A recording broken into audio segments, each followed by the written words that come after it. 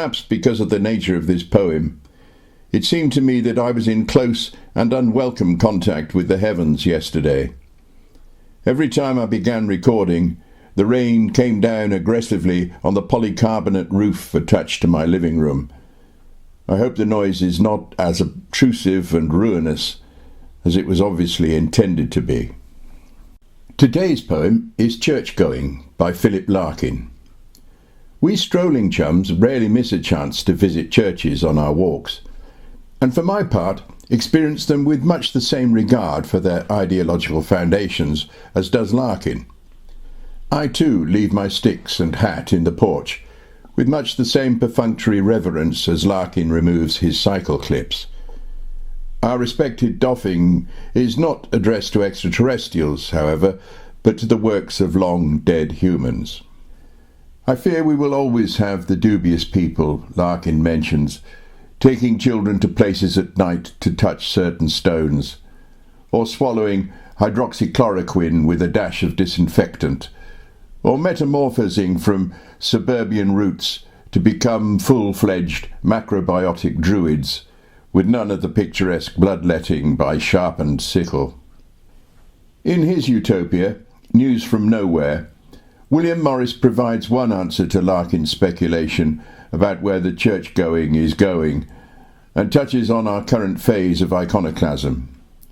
Dick, a resident, is showing a visitor around a London cleared of cant ideological clutter and Morris's despised mass production, which some of us might nowadays extend to globalised capitalism. In common with churches countrywide, Westminster Abbey has been cleared of its monuments to fools and knaves a century ago, and it and the Houses of Parliament are cleaned occasionally, but mostly left to nature and agricultural activities. The latter building, being so close to the river, is a convenient place to store manure. This is the second Larkin poem I've read in this series, although I seem to remember, in response to that first one, someone posted a video of Larkin himself reading Church-Going. This has been requested by my friend Steve Tomlin. Church-Going. Once I am sure there's nothing going on, I step inside, letting the door thud shut. Another church. Matting, seats and stone, and little books. Sprawlings of flowers cut for Sunday, brownish now. Some brass and stuff up at the holy end. The small, neat organ, and a tense, musty, unignorable silence, brewed God knows how long. Hatless, I take off my cycle clips in awkward reverence. Move forward, run my hand around the font. From where I stand, the roof looks almost new.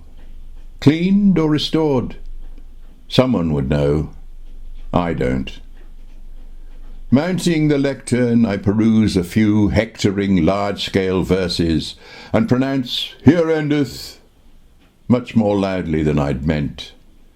The echoes snigger briefly.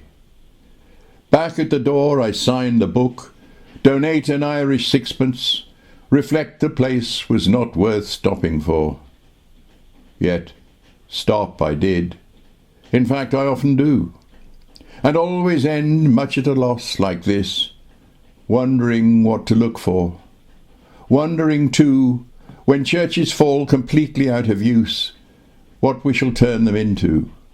If we shall keep a few cathedrals chronologically on show, their parchment, plate and pyx in locked cases, and let the rest rent-free to rain and sheep.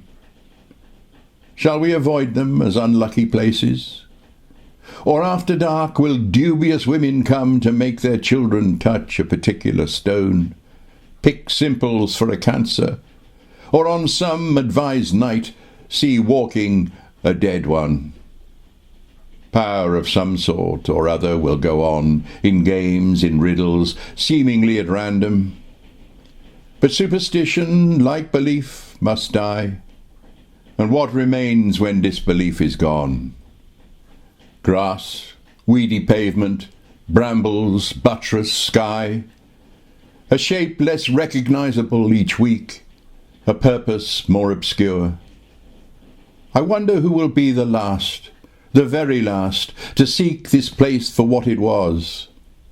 One of the crew that tap and jot and know what rude lofts were. Some ruin bibber, randy for antique, or Christmas addict, counting on a whiff of gown and bands and organ pipes and myrrh. Or will he be my representative?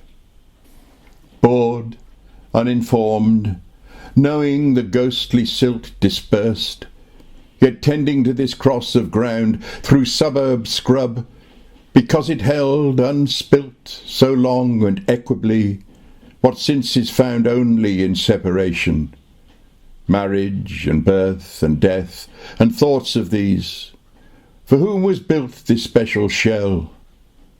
For though I've no idea what this accoutred frowsty barn is worth, it pleases me to stand in silence here. A serious house, on serious earth it is, in whose blent air all our compulsions meet, are recognized and robed as destinies. And that much never can be obsolete, since someone will forever be surprising a hunger in himself to be more serious, and gravitating with it to this ground which, he once heard, was proper to grow wise in, if only that so many dead lie round.